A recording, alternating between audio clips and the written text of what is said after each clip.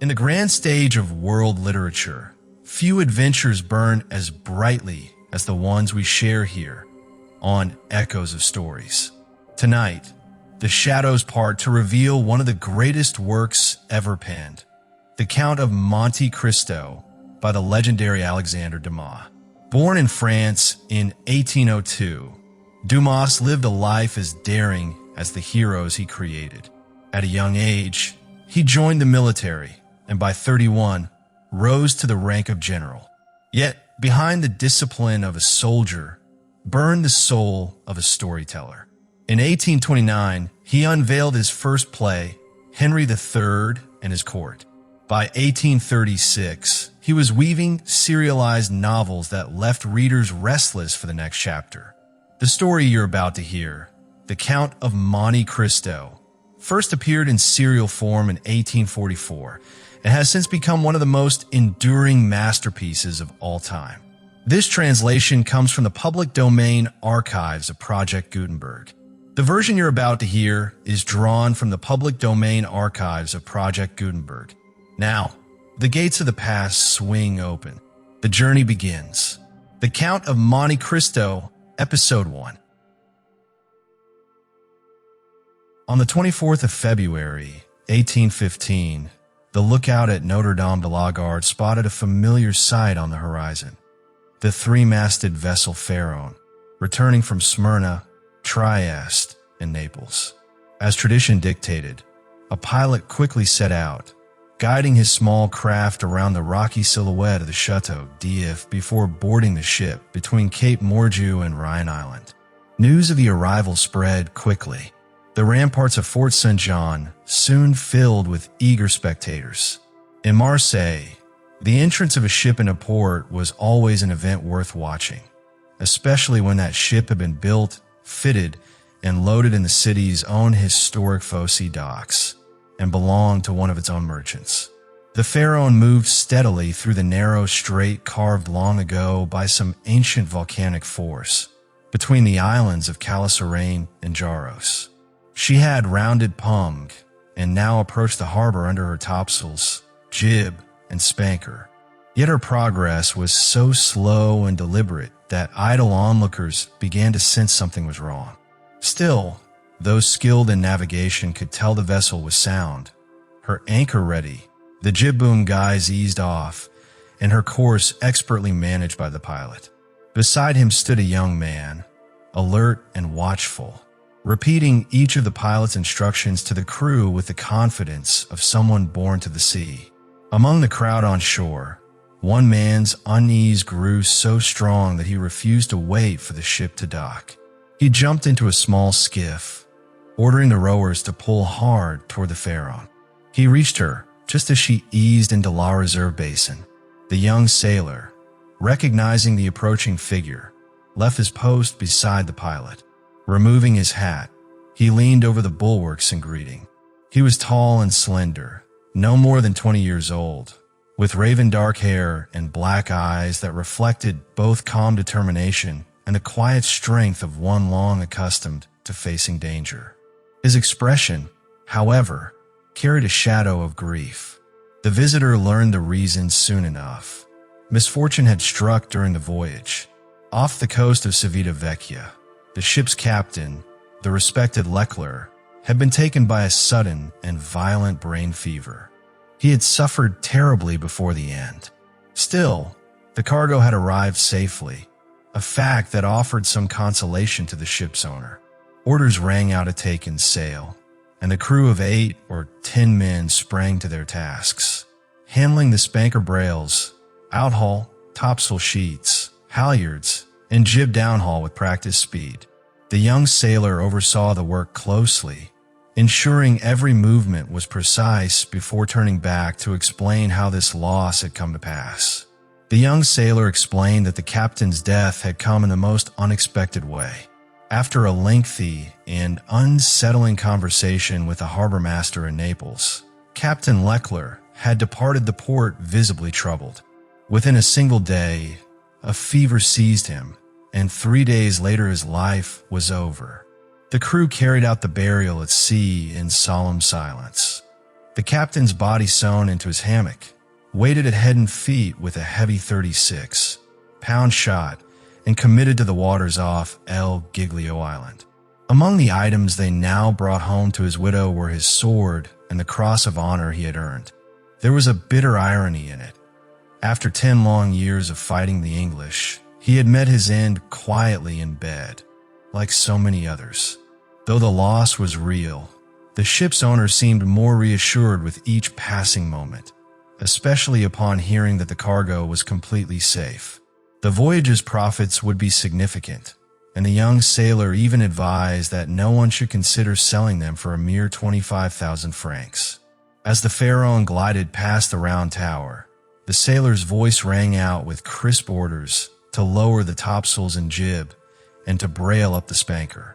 The commands were carried out with the speed and precision of a warship's crew. At his final signal, the sails dropped fully, and the vessel drifted forward so slowly it was almost imperceptible. Sensing the owner's impatience to come aboard, the young sailor pointed out that the ship's supercargo, Danglars, had emerged from his cabin and could provide every detail of the voyage. The sailor himself would see to the anchoring and dress the vessel in mourning for her late captain. The owner did not hesitate. He caught the rope thrown to him, climbed aboard with surprising agility, and allowed the conversation to pass to Danglars. Danglars was 25 or 26 years old, with a disagreeable expression. He was deferential to those above him, yet insolent to those below, a combination that made him unpopular among the crew. As the one responsible for the cargo and the business matters of the voyage, he was already in a role that sailors typically distrusted, and this, contrasted with Edmond Dantès' popularity, only deepened the difference between them. He confirmed that the ship had indeed suffered a misfortune, the loss of Captain Leclerc, a skilled seaman of long and honorable service, worthy of representing the respected firm of Morel & Son.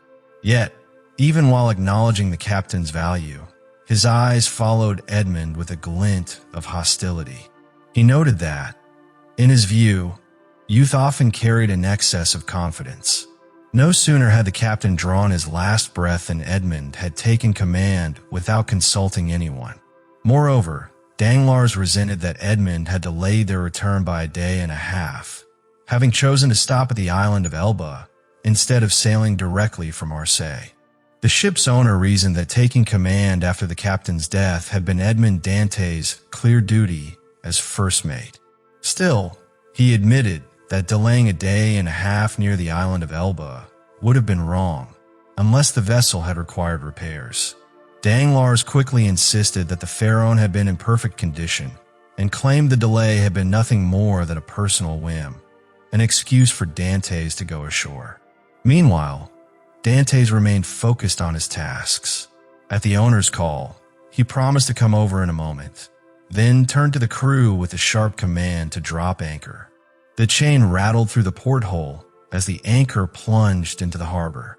Even in the pilot's presence, Dantès oversaw the maneuver to its completion before ordering the colors lowered to half-mast and the yards squared in mourning for their late captain. Watching him, Danglars muttered that the young man already seemed to think himself captain, to which the owner calmly replied that, in effect, he was lacking only the formal signature of the firm's partners. The owner even questioned why he should not have that post, for Dantès struck him as a skilled and experienced seaman, despite his youth. When Dantès finally approached, explaining that the ship now rode securely at anchor, Danglars pressed forward to ask about the stop at Elba. The young sailor answered that it had been done under Captain Leclerc's dying orders to deliver a sealed packet to Marshal Bertrand. He confirmed that he had seen the Marshal and, during the visit, had even found himself in the presence of the Emperor. In a quieter moment, the owner asked after the Emperor's condition. Dantès replied that, from his brief encounter, the ruler had appeared well. The Emperor had spoken to him directly, asking about the ship, her departure from Marseille, her course, and her cargo. In fact, Dantès believed that, had the vessel not been fully loaded and had he been her master, the emperor might have tried to purchase her. Upon learning she belonged to the firm of Morel and Son, the emperor had recalled knowing the family, mentioning that a Morel had once served in the same regiment with him while he was stationed at Valence. This memory delighted the ship's owner, for the soldier in question had been his uncle, Policar Morel, who later rose to the rank of captain. He felt certain that hearing the emperor remembered him would move the old veteran to tears. With a warm hand on Dantès' shoulder, the owner praised him for following Captain Leclerc's final orders and stopping at Elba. Yet he also warned that, if word spread about delivering a packet to the marshal and speaking with the emperor, such knowledge might lead to trouble. Dantès wondered aloud how such a thing could possibly bring him trouble, for he had not even known the nature of what he carried. The emperor, he explained, had asked only the sort of questions any man might ask a passing sailor. Yet, before the conversation could go further, his attention shifted. The health officers and customs inspectors were now approaching alongside, and he moved toward the gangway to meet them. In his absence, Danglars stepped closer to the owner, remarking that Dantès seemed to have offered convincing reasons for the stop at Porto Ferrajo. The owner agreed, saying the explanation had been entirely satisfactory. Danglars commented that it was never pleasant to think a fellow crew member had failed his duty, but the owner maintained that Dantès had fulfilled his responsibilities and that the delay had been ordered by Captain Leclerc himself. Danglars then asked whether Dantès had delivered a letter from the late captain. The owner replied that he had received none and inquired if such a letter existed. Danglars claimed to believe that, in addition to the sealed packet, the captain had entrusted a letter to Dantès before his death. When the owner questioned what packet he meant, Danglars referred to the one left at Porto Ferrajo.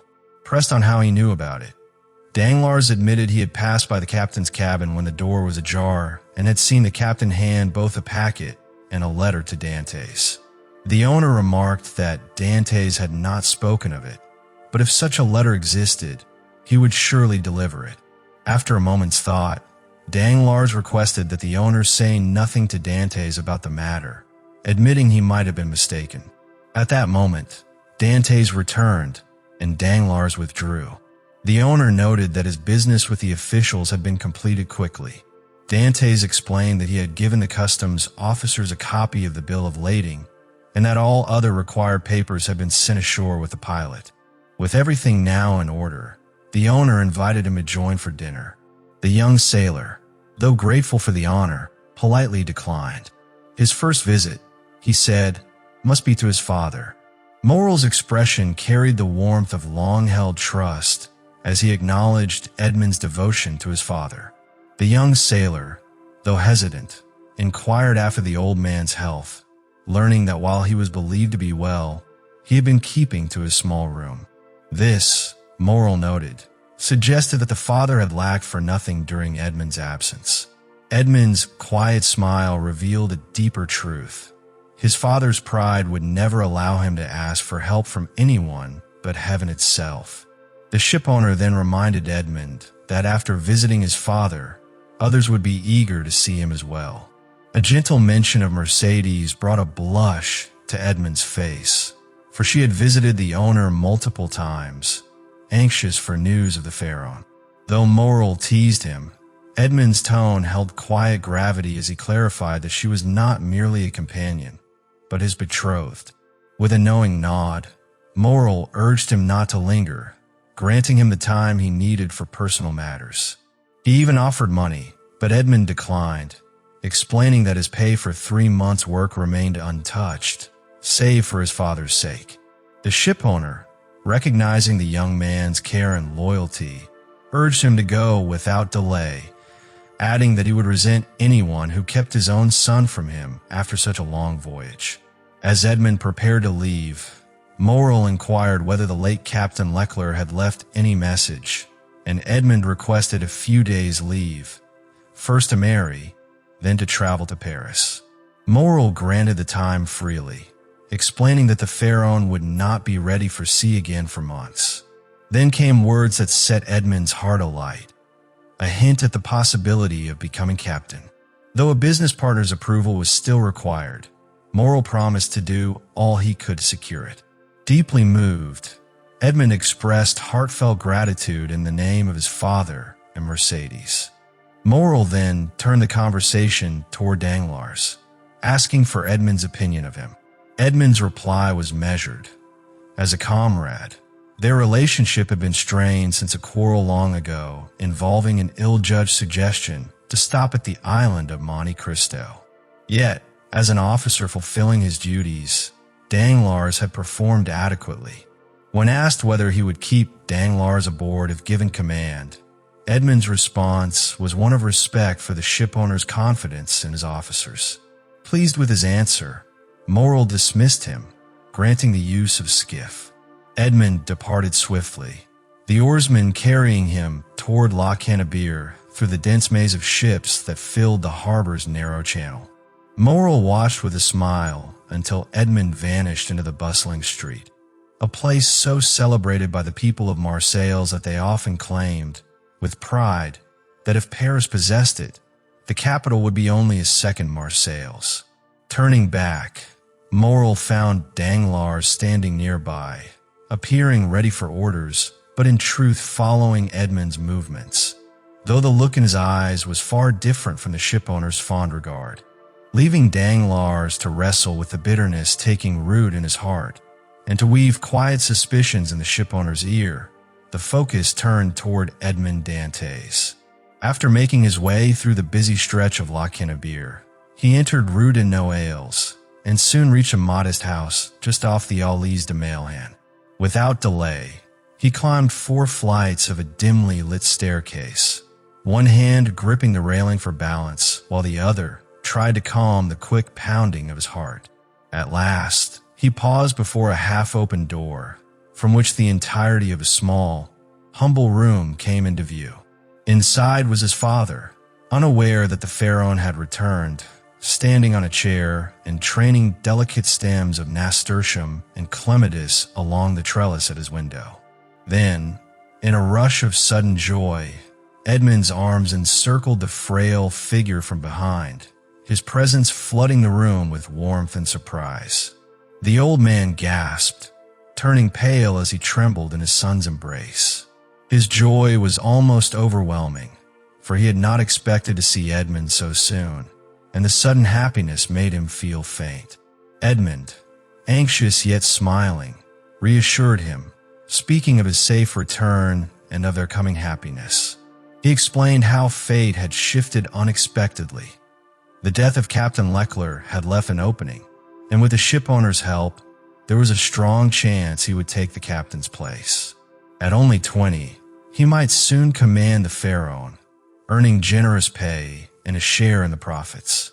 In his eagerness, Edmond painted a picture of the future, a small house for his father, complete with a garden for the flowers and vines he loved so much.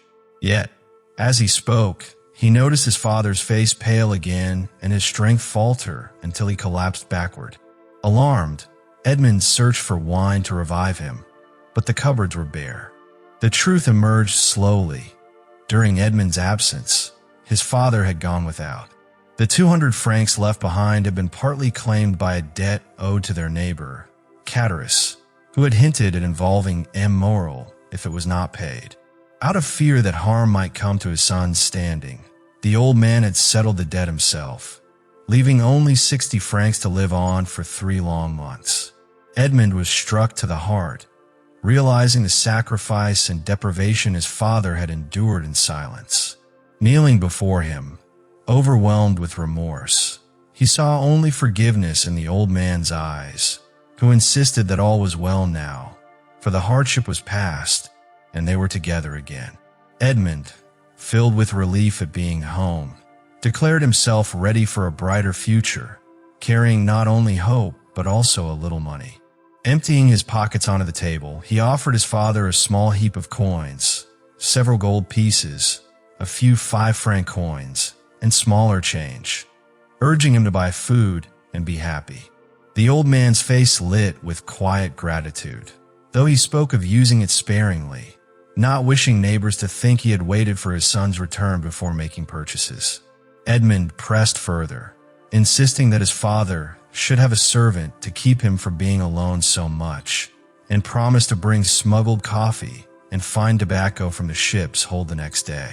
Before more could be said, footsteps approached, and it was revealed to be Chatteris, their neighbor, who had heard of Edmond's return. Though Edmond suspected the man's heart did not match his words, he welcomed him, remembering a past favor. Chatteris entered, a black-bearded figure in his mid-20s, carrying a piece of cloth for tailoring. With his broad Marseilles accent and a toothy grin, he spoke of meeting Danglars on the quay, who had told him Edmond was likely with his father. Declaring himself a loyal friend, Chatteris glanced at the pile of money on the table, his eyes betraying a certain hunger. Edmond, noticing the look, explained that the coins were his father's, given to ensure he had lacked nothing. He invited his father to put the money away unless Chatteris required anything, in which case it would be gladly offered. The neighbor refused, insisting he was not in need, though remarking that one could never have too much. Turning the talk to ship matters, he observed Edmond's good standing with the ship owner, teasing that he was skilled at winning favor. The conversation shifted when Chatteris learned that Edmond had declined a dinner invitation from Immoral. The old man was surprised at such an honor and asked why his son had refused. Edmond explained it was only so he could return to his father sooner, hoping Morel had understood. Chatteris hinted that a little flattery was sometimes necessary to secure a captaincy, though Edmond preferred to earn it without such means. This pleased his father, who gave his blessing for Edmond to visit Mercedes now that he was assured of his father's comfort.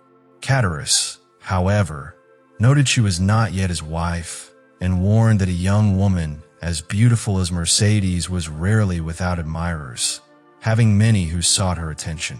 The comment stirred in Edmond a faint unease, though his smile attempted to hide it.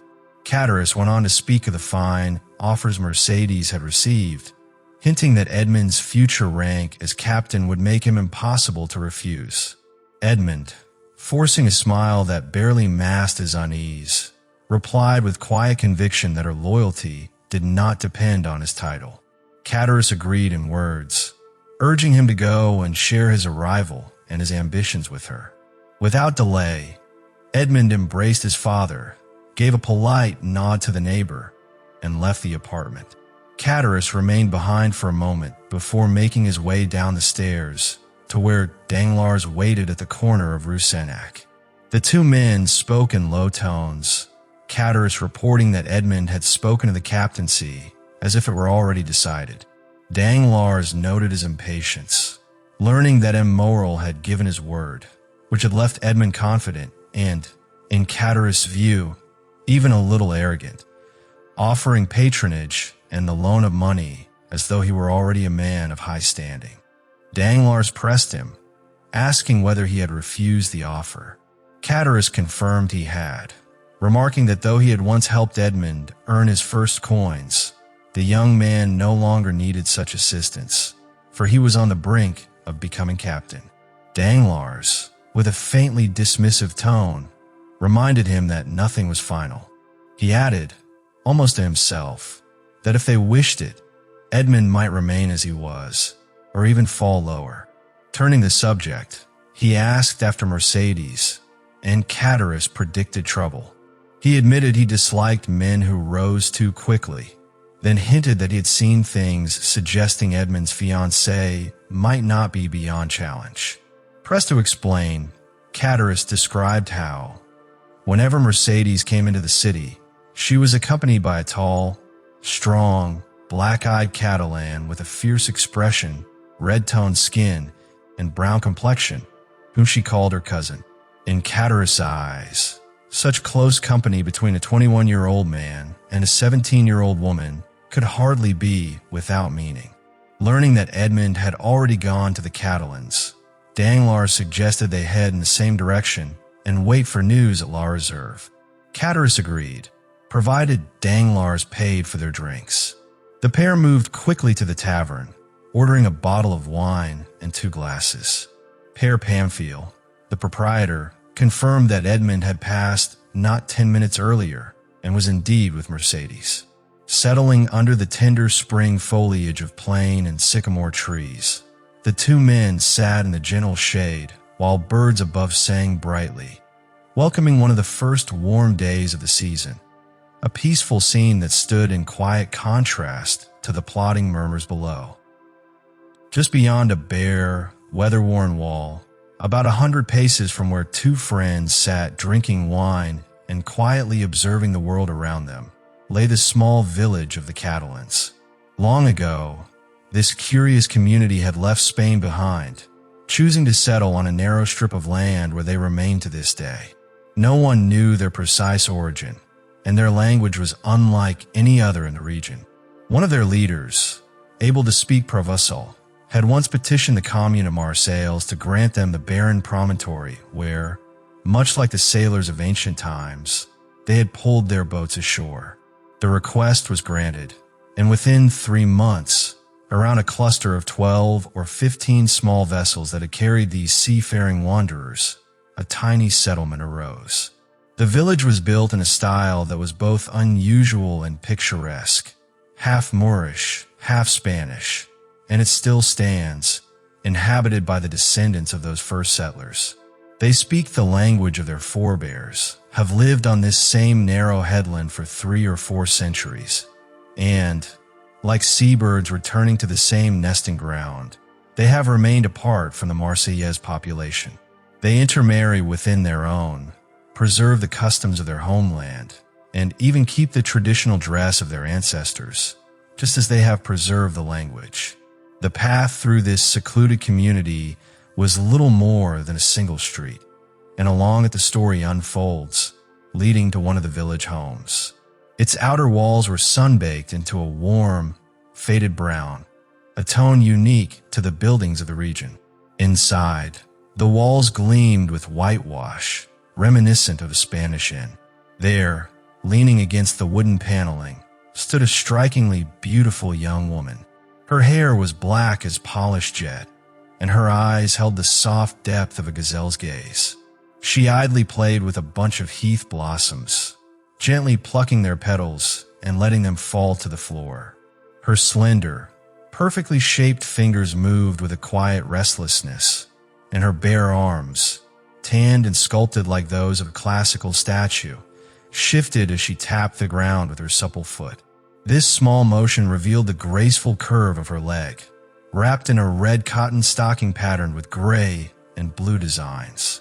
Only a few steps away, a tall young man, not more than 22, sat tilting his chair on 2 legs. He rested an elbow on an old, worm-eaten table, his gaze fixed on her with a troubled mix of unease and frustration. His eyes sought answers, but her steady, unwavering look held him in place. The young man pressed her again about marriage, pointing out that Easter had come around once more and asking if this was not the right time for such a union. Yet she reminded him, firmly, as she had many times before, that she could not offer him more than the affection of a sister, for her heart already belonged to another. She acknowledged their shared past, the ties of family, and the way he sometimes shared his fishing catch with her under the pretense of needing her help to sell it. Still, she saw it for what it was, charity, offered because she was an orphan, left with nothing but a dilapidated hut and worn fishing nets. Despite this, he insisted that her poverty was no obstacle, claiming she would suit him better than the daughter of any wealthy merchant. But she knew that a woman who loved another man more than her husband could never be a faithful wife, and so she urged him to accept her friendship alone. He argued that, with her love, he might improve his fortunes, perhaps becoming a more prosperous fisherman or even working his way into trade.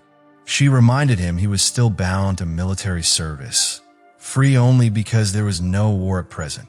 He countered that he could change, become a sailor, and dress like those who served at sea. But his words carried a bitter undertone, hinting that she awaited someone else dressed in such attire. His meaning struck her, and her expression darkened.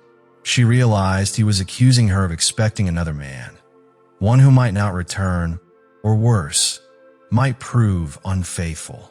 Her voice trembled with both anger and hurt as she confessed openly that she did indeed wait for the man he spoke of, and that she loved him deeply. If he never returned, she would believe he had died loving only her. She warned her cousin that seeking to harm this man would win him nothing. If he failed, he would lose her friendship, and if he succeeded, he would turn that friendship into hatred. She urged him to let go of such dark thoughts, to remain her friend and her brother in all but blood. Then, her voice softened with sorrow as she reminded him that the sea could be treacherous, and the man she awaited had been gone for 4 months. Months marked by terrible storms. Fernand, for that was his name, stood in silence, making no attempt to hide the pain in his eyes as he watched her tears fall. Tears that were not for him. He paced the small room before suddenly stopping, his hands clenched, his voice pressing her for a final answer. Without hesitation, she declared her love for Edmond Dantès, vowing that no other man would ever be her husband. She promised to love him for as long as she lived. Defeated, Fernand lowered his head, but then, with a sudden spark of defiance, he asked what she would do if Edmond were dead. She replied simply that she would die as well. If Edmond had forgotten her, she would hear none of it. Just then, a joyous voice called her name from outside, and her face lit with unrestrained happiness. Her cheeks flushed, her body seemed to leap with love, and she cried out that he had not forgotten her. He was here. With that, she ran to the door, flung it open, and welcomed the man she had been waiting for with all her heart. Fernand, pale and trembling, instinctively stepped back, as if recoiling from a dangerous serpent, and sank into a chair. Inside the doorway, Edmond and Mercedes stood wrapped in each other's arms, the blazing Marseille's sunlight pouring through the open door and bathing them in a golden flood. For a moment, nothing else seemed to exist for them. Their joy was so intense that it eclipsed the world beyond, and the few broken words they exchanged carried the fragile, almost painful beauty of happiness too great to contain. But then Edmond noticed the dark, pale, and threatening figure of Fernand lingering in the shadows. Without quite realizing why, the young Catalan's hand moved toward the knife at his belt. Edmond, frowning at the unexpected presence, turned his attention to Mercedes, silently seeking to know who stood before him. She explained, with warmth, that this was Fernand, her friend, her cousin, her brother, second only to Edmond himself in her affection. Still holding her hand in one of his own, Edmond extended the other to Fernand with a sincere gesture. Yet Fernand stood mute, trembling, unable to respond. Edmond's sharp glance shifted between Mercedes' troubled expression and Fernand's hostile demeanor, and in that brief exchange of looks, he understood far more than words could tell. A flare of anger rose within him. Sensing tension building, Mercedes met her cousin's eyes with calm defiance, as if reading the depths of his unspoken intent. She declared that if any misfortune befell Edmond, she would end her own life on the highest point of Cape de Morgiou. The color drained from Fernand's face.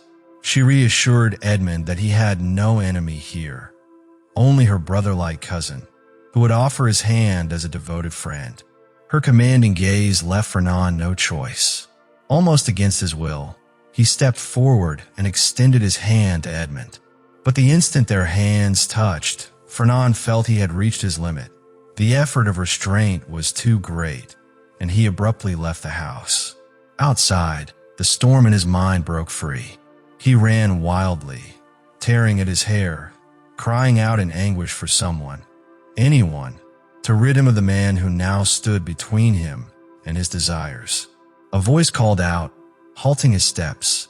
Looking around, Fernand spotted Catullus sitting with Danglars beneath the shaded shelter of an arbor. They invited him over, remarking on his strange, hurried manner.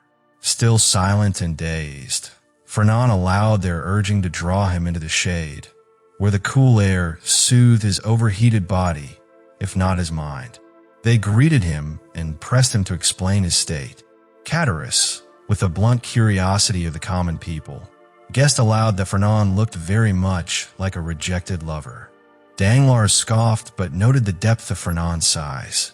Encouraged to speak, Fernand muttered that his health was fine, though his hands clenched as he kept his head bowed. Catullus explained to Danglars that Fernand, a good and respected fisherman among the Catalans, loved a beautiful woman named Mercedes, but she, unfortunately, loved Edmond Dantès, first mate of the Pharaon, who had just returned that very day. Danglars, feigning ignorance, asked for clarification. Catullus said plainly that Fernand had been cast aside. At this, Fernand lifted his head, forcing himself to say that Mercedes was free to love whom she wished. But Catullus, teasing, reminded him that Catalans were known for not allowing rivals to take what they claimed, especially Fernand, whose reputation for vengeance was said to be formidable. Fernand gave only a bitter smile, saying a lover was never truly terrible. Danglars, pretending sympathy, suggested that perhaps Fernand had believed Dantès dead or faithless, making his return all the more difficult to bear. Catullus, already dulled by wine, remarked that Fernand was not the only one made uneasy by Dantès' good fortune. Danglars agreed, hinting darkly that such fortune might not last. Catullus poured more wine for Fernand and himself, speaking of Edmond's certain marriage to the beautiful Mercedes now that he had returned. Danglars, watching intently, let the words settle heavily into Fernand's mind. When asked about the wedding date, Fernand murmured that it had not yet been set. Catullus insisted it would be, just as surely as Edmond would become captain of the Pharaon. This sudden mention struck Danglars, who wondered if it was meant as a deliberate provocation, but saw only drunken envy in Catullus' expression. Danglars lifted his glass in a toast to Captain Edmond Dantès, husband of the beautiful Catalane. Catullus drank in one swallow, while Fernand, in a burst of emotion, smashed his own glass to the ground. Catullus' attention was suddenly caught by movement near the wall in the direction of the Catalan village. Through wine-blurred vision, he thought he saw two lovers walking hand in hand, unaware of being watched, and even sharing an embrace. Danglars noted every flicker of torment in Fernand's face as he confirmed in a low voice that it was indeed Edmond and Mercedes. Catullus called out loudly to them, inviting them over to announce the wedding date since Fernand would not reveal it. Danglars made a show of holding him back, telling him to leave the lovers to their privacy. He urged Catullus to follow Fernand's example, sitting still and watching in silence. Though in Fernand's heart, silence was the hardest task of all. Fernand, driven beyond his limits and stung by Danglars much like a bull goaded by the bandery arrows, was on the verge of springing toward his rival. He had already risen, gathering himself for the attack, when Mercedes lifted her graceful head and looked toward them with a serene smile and eyes bright as crystal. In that instant, Fernand remembered her earlier vow that she would take her own life if Edmond were to die, and the thought stopped him cold. He sank heavily back into his seat. Danglars studied the two men before him, one dulled and unsteady from wine, the other weighed down by the heavy burden of love. To himself, Danglars muttered about the futility of trying to use either of them. One, blinded by drink when he should be nursing his resentment, and the other, too meek in the face of losing the woman he loved, behaving like a helpless child. Yet, beneath Fernand's passivity, there was still that dangerous glint, eyes that shone like those of the vengeful men of Spain, Sicily, or Calabria. And Catullus, for all his drunken sluggishness, still had the size and strength in his hands to fell an ox with a single blow. Danglars recognized the truth. Edmond's fortunes seemed to be rising higher than ever. He would marry the beautiful woman, become captain, and laugh at them all, unless, of course, someone interfered. As this thought took shape, a shadow of a smile crossed Danglars' lips. From the table, Catullus, half rising with his fist planted on the wood, called out to Edmond, demanding to know if happiness had made him too proud to greet his friends. Edmond assured him that it was not pride but joy that made him seem blind to everything else. Catullus addressed Mercedes in jest as though she were already a married woman, prompting her to answer with the old belief from her homeland, that it brought bad luck to call a young girl by her betrothed's name before marriage. She asked instead to be called simply by her own name. Edmond added with a light tone that their neighbor was often mistaken. Danglars stepped forward, inquiring if the wedding would take place at once. Edmond replied that arrangements would be settled that very day at his father's home, and the wedding feast would follow soon after at La Reserve, tomorrow or the next day at the latest. Both Danglars and Catullus were invited.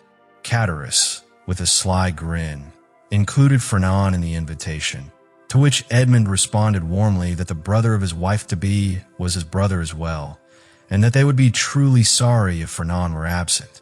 Fernand tried to speak, but the words died in his throat. Danglars commented on the haste, but Edmond only smiled, repeating Mercedes' earlier warning not to bestow a title before it was earned, lest it bring misfortune. Danglars excused himself, pointing out that the Pharaon would not sail again for 3 months. Edmond replied that one is always in a hurry for happiness, especially after long years of hardship, when good fortune feels almost too fragile to trust. His urgency was not purely for himself. He had to travel to Paris. Danglars asked if it would be Edmond's first time there, and Edmond confirmed it. The journey, he explained, was not for his own business, but for the final commission of the late Captain Leclerc, something sacred to him. It would take no more than the time to go and return. Danglars answered with an understanding nod, though in his mind a darker thought formed.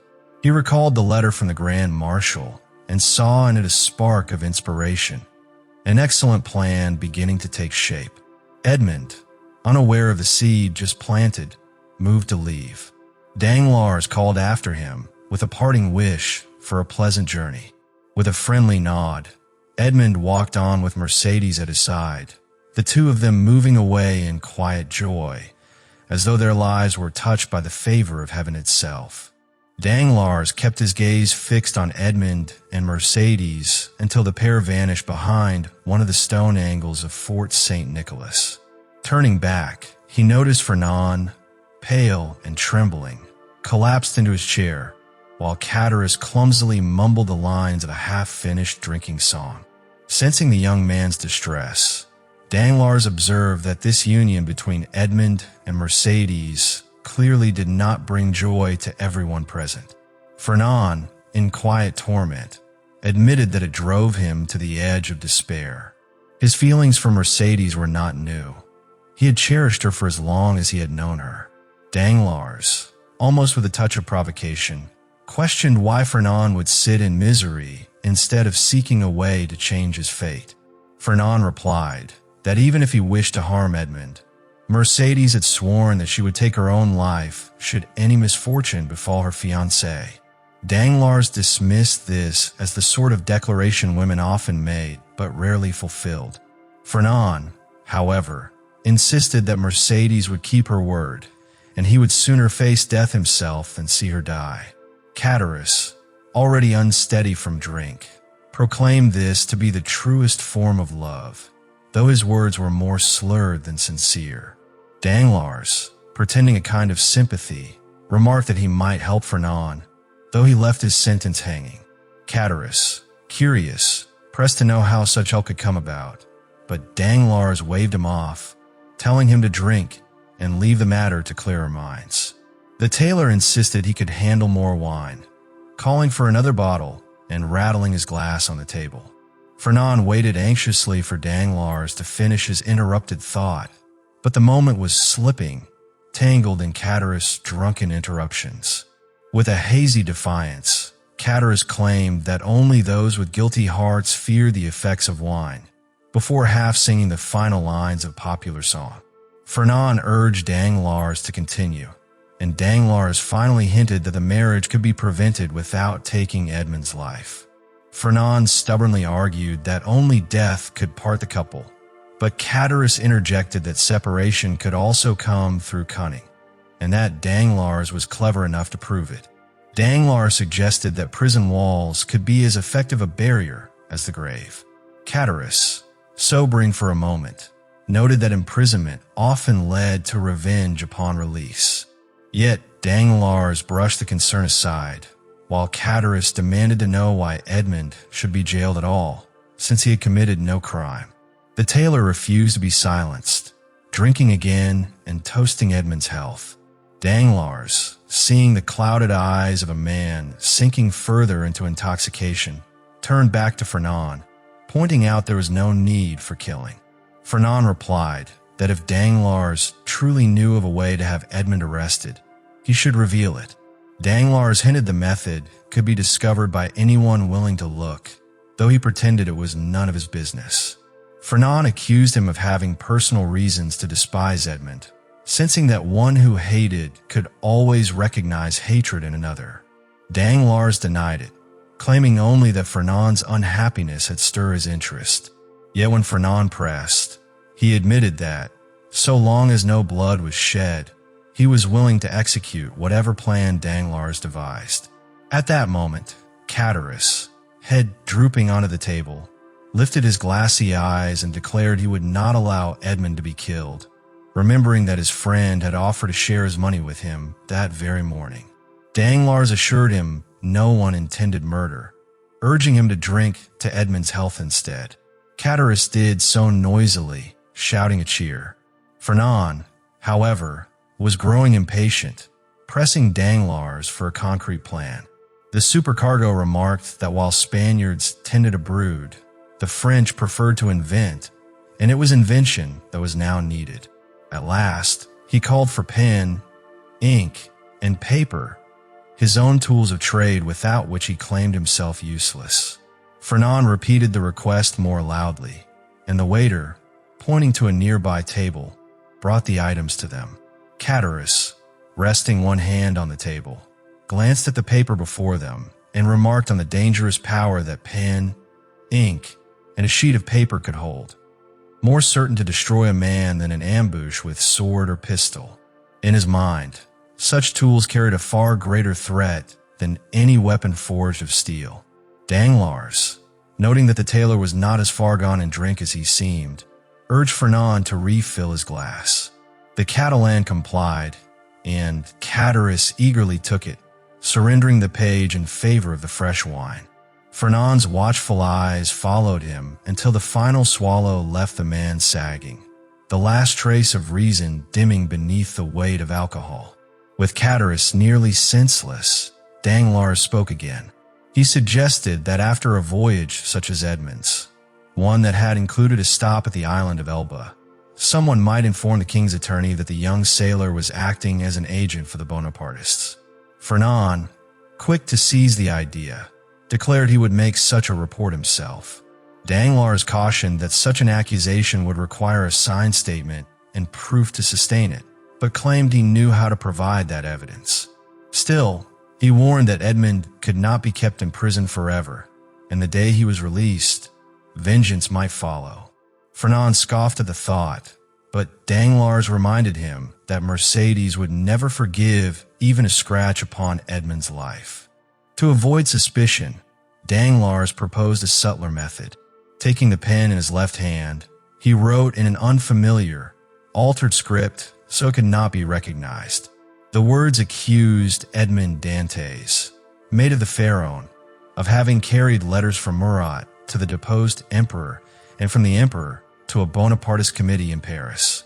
The note claimed proof could be found by searching Edmond himself, his father's home, or his cabin aboard the ship. When Fernand finished reading the statement in a low voice, Danglars pointed out that revenge taken in such a form could never be traced back to them. Folding the sheet neatly, he addressed it simply to the king's attorney. Chatteris, who had followed enough of the reading to grasp the misery such an accusation might cause, declared that it would be a shameful act. He reached toward the letter, but Danglars snatched it away, claiming he had meant it only in jest and professing regret that any harm should befall Edmond. To prove his point, He crushed the paper into a ball and tossed it into a corner of the arbor. Relieved, Catullus insisted that Edmond was his friend and should not be harmed. Danglars agreed in appearance, remarking that neither he nor Fernand wished the young sailor ill. Yet Fernand's gaze lingered on the crumpled sheet. Catullus called for more wine to toast Edmond and Mercedes, but Danglars warned he had already drunk enough. Offended at the suggestion, the tailor rose unsteadily, boasting of his ability to climb to the belfry without stumbling. Danglars, humoring him, suggested they return toward Marseilles, offering an arm that Catullus refused. Fernand declined to join them, claiming he would go back to the Catalans. Catullus urged him to come, but Fernand stood firm. Danglars, seizing the moment, led the drunken tailor away toward the Porte Saint-Victor. After they had gone only a short distance, Danglars looked back. He saw Fernand stoop, retrieve the discarded letter, and slip it into his pocket before hurrying off, not toward the Catalans, but in the direction of Pilon. Catullus, noticing the movement, remarked on the apparent change of course, but Danglars dismissed it, saying the Catalan had simply taken another road. The tailor, bewildered, blamed the trickery of wine for his confusion. Danglars, meanwhile, thought to himself that the plan was now set in motion and would accomplish its work without any further aid.